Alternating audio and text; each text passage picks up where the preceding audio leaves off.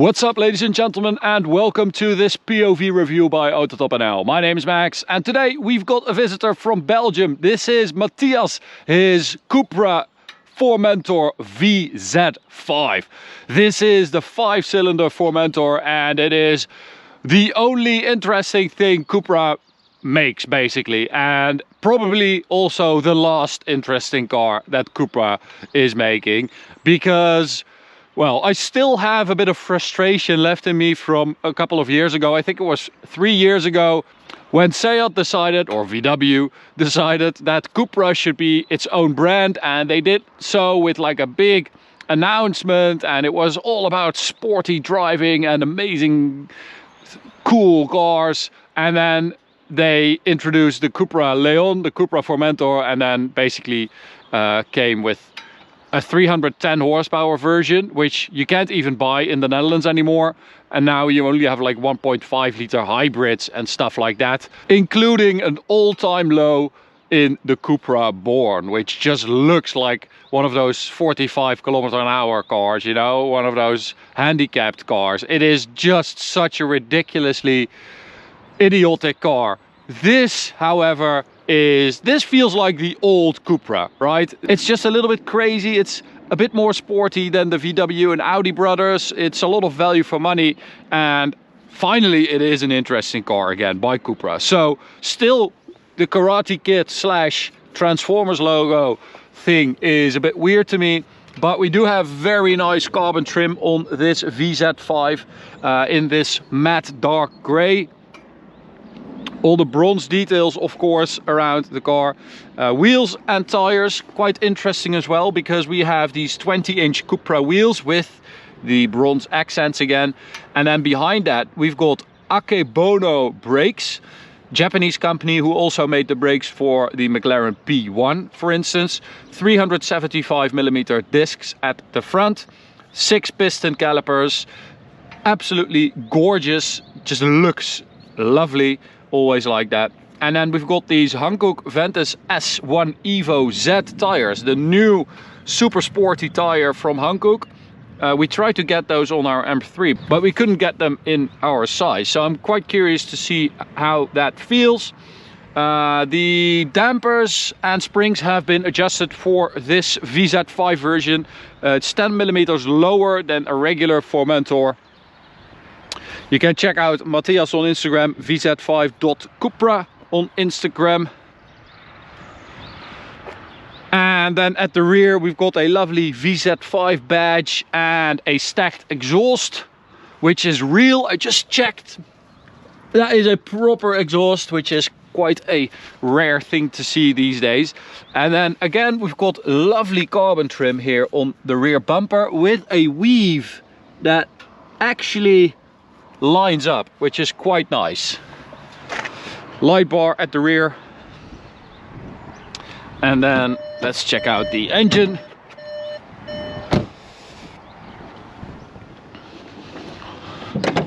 Which, as I said, geez, that's heavy. Wow, that is a very powerful strut. As I said, the 5-cylinder from the RS3 basically, or RSQ3, however you want to look at it. 390 horsepower, 480 newton meters of torque claimed by CUPRA, but we all know it just has 400 horsepower. It's just the same engine, because it's also the same torque, so you just have 400 horsepower, which is quite nice. It is, you know, this is a nice engine for this car.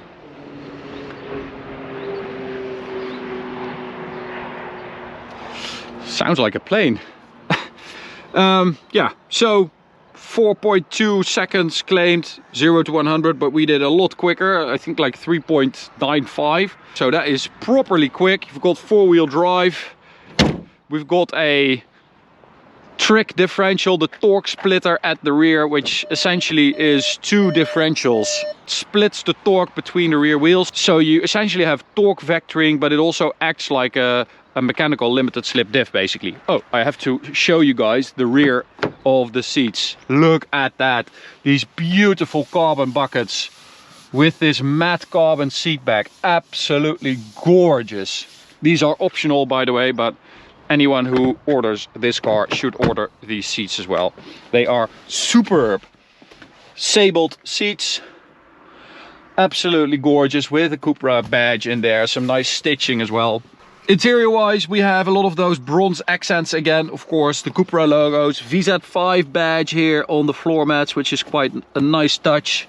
They definitely tried to give it, you know, enough details and... Oh, that's not the start button. That is. I did the exact same thing. That's a traction control. So we have a lot of driving modes. We can use this button to operate those. So we have Sport, CUPRA, Individual, Off-Road and Comfort. And if you turn off traction control, you also have Drift mode because you have that torque split differential at the rear. So essentially the same as with an RS3. But you can also hear the exhaust valve opening up. In CUPRA it's always open, but Matthias installed some kind of device. I wanted to let you guys hear it.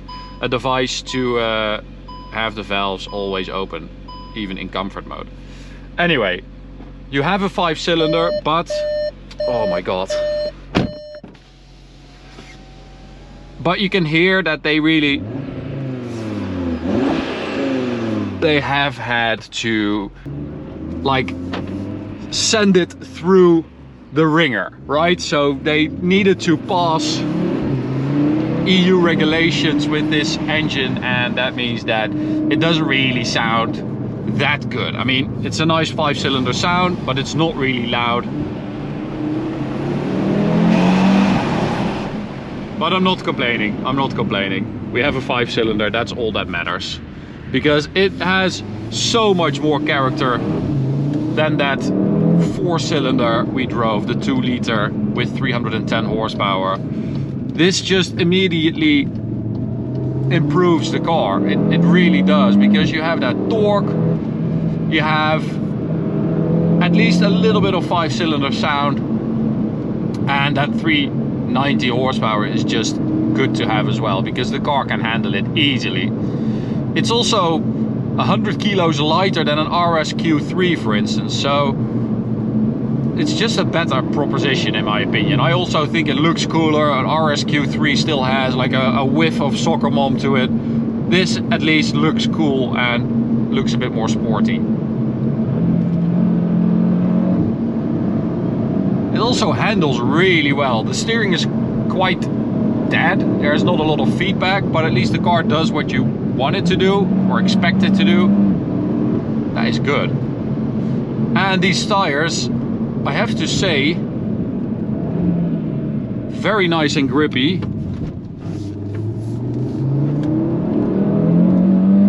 Yeah, that is quite nice.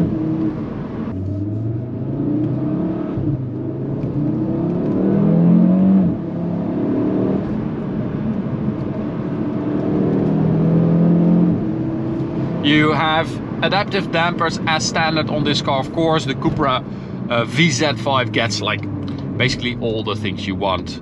All the options the regular ones maybe don't get. This gets everything.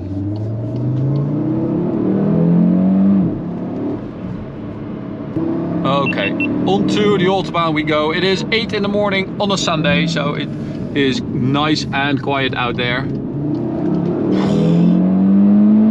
It handles really well. It's very sure-footed, like it feels very solid. That is impressive. Oh, that's a lot of grip. So onto the Autobahn we go, full throttle. Top speed limited at 250 kilometers an hour. And of course we also measured the 100 to 200 time, and we did a 10.7, which is actually quite quick. It's more than a second quicker than that RSQ3. But also it's like the same time as a BMW i8 or a Porsche Panamera GTS, so it's a seriously quick car. It's also faster than a stock BMW M340i. This is top speed, I guess, 267 on the speedo, which is 260 kilometers an hour GPS. So you also get your money's worth on that front. So if we slow down a little bit, brakes are good as well. Pedal feel very firm. Yeah, the sound is just, yeah, it's something we have to get used to. That 2.5 liter 5-cylinder, it used to have like this really raw sound and just a bit of an old school sound to it. That is gone. It's a bit monotonous now, but again, not complaining. We have a 5-cylinder, so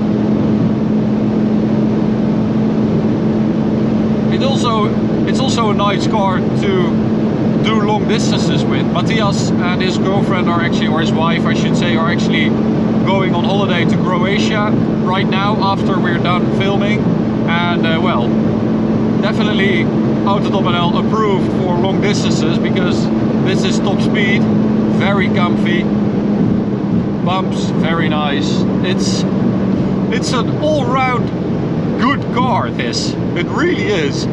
I was not expecting it to be this good, to be honest, because I was still a bit angry with CUPRA for their misleading words and videos and nonsense. But I have to admit, they've made a good car here. If they would stop with that marketing nonsense, I would like them even better.